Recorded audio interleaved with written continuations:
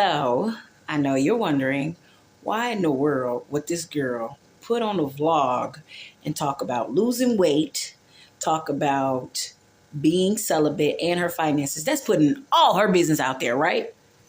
Hold up. I want to tell you why.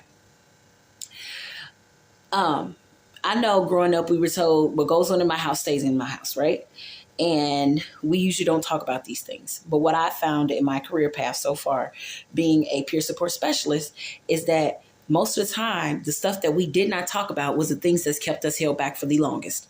So a lot of times when we were not trained on how to take care of money and what to do with money, we splurge on money. We don't save money. We don't know how to use money. We end up learning about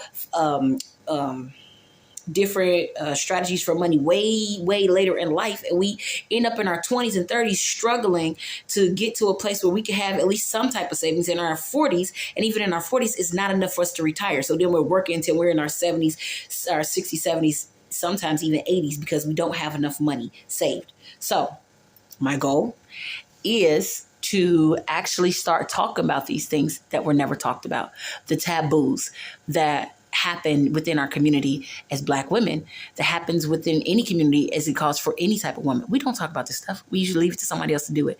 And then we come back along later on, especially if we're dealing with a divorce, and we start talking about the stuff. We're trying to figure out, how did I get here?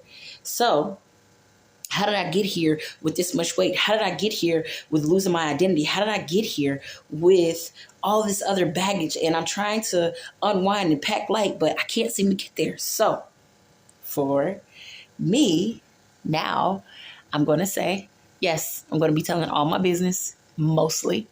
I should say I'm saying most of my business.